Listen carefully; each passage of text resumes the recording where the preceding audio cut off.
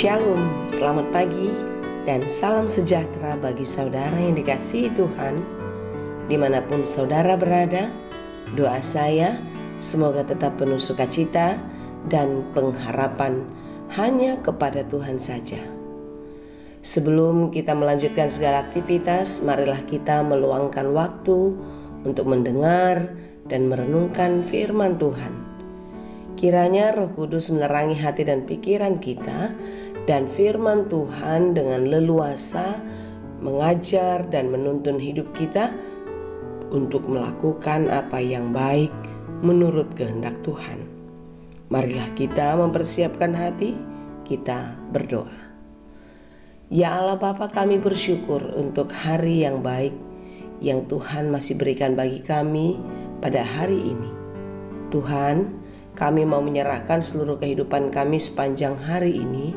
Kiranya Engkaulah yang menuntun dan memelihara kehidupan kami. Ajari kami agar kami dimampukan melakukan segala pekerjaan baik seturut dengan kehendak-Mu saja. Kiranya kami siap untuk mendengar firman-Mu dan siap untuk diajar di dalam firman Tuhan. Sehingga apapun yang kami kerjakan boleh berkenan bagi Tuhan dan baik dalam kehidupan kami. Berfirmanlah Engkau ya Tuhan, sebab kami telah siap mendengar.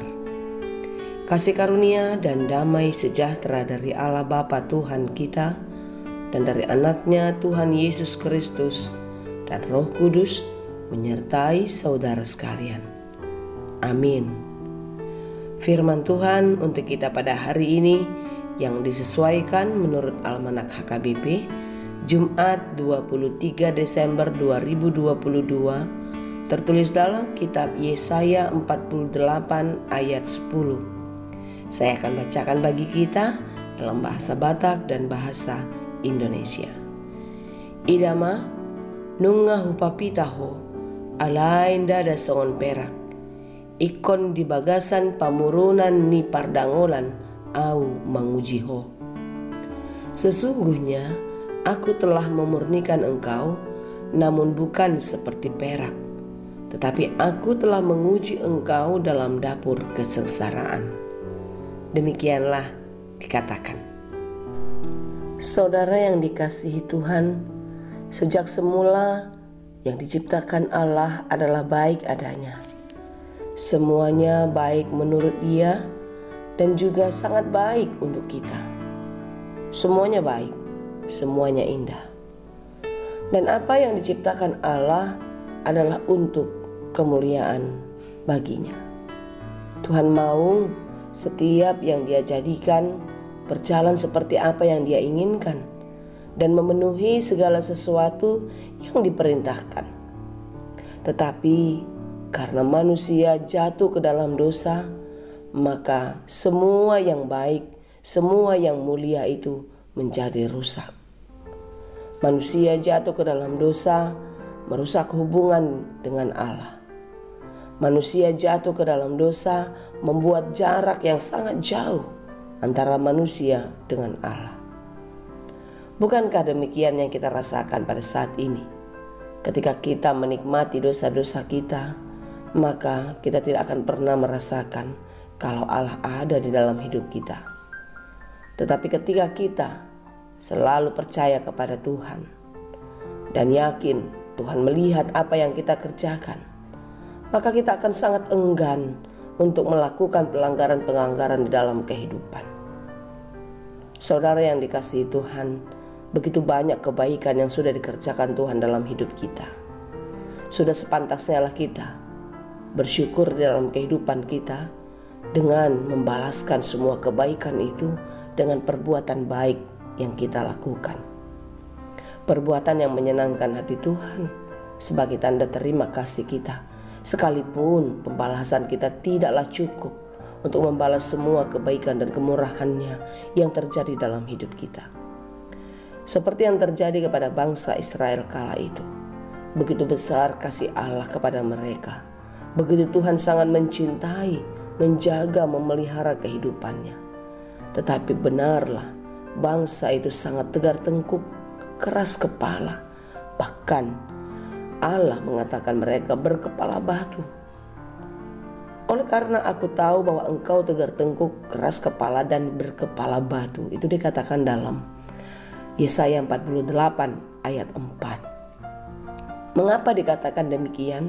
Ya, karena Tuhan tidak pernah menginginkan bangsa itu untuk percaya dan menyembah berhala. Tetapi berulang-ulang mereka melakukannya. Berulang-ulang mereka melakukan seperti yang mereka pikirkan dan mereka kehendaki. Itulah sebabnya Allah mengizinkan mereka masuk ke dalam pembuangan untuk dihukum, hukuman atas dosa-dosa mereka. Tetapi tahukah kita saudara, bahwasanya hukuman itu bukanlah untuk membuat bangsa itu mati dengan sia-sia, tetapi itu adalah hukuman agar mereka menyadari segala dosa-dosanya. Itulah renungan kita pada hari ini. Sesungguhnya aku telah memurnikan engkau namun bukan seperti perak, tetapi aku telah menguji engkau dalam dapur kesengsaraan. Saudaraku yang dikasihi Tuhan, jika kita mengalami kesusahan, penderitaan, berbagai-bagai pergumulan dalam hidup, itu bukan karena Tuhan membenci kita, tetapi sama seperti bangsa Israel tadi. Kesalahan, pergumulan yang terjadi mungkin karena kelalaian kita, mungkin karena ketidaktahuan kita, atau mungkin karena kecerobohan kita. Oleh karena itu, jika kita diizinkan mengalami kesulitan, kesusahan di dalam berbagai-bagai peristiwa kehidupan ini, percayalah ada maksud baik Tuhan di dalamnya. Karena bagi mereka yang percaya, persoalan, masalah hidup itu adalah proses Tuhan di dalam kehidupannya untuk membuatnya menjadi lebih hebat. Amin. Kita harus yakin itu. Karena Tuhan tidak pernah merancangkan rancangan yang buruk, rancangan yang jahat dalam hidup kita. Rancangan Tuhan adalah rancangan sukacita dan damai sejahtera. Itu yang dicatat dalam Yeremia 29 ayat 11. Dan kita harus percaya. Dan itu sudah dinyatakan Tuhan di dalam datangnya Yesus Kristus menjadi manusia untuk menyelamatkan kita.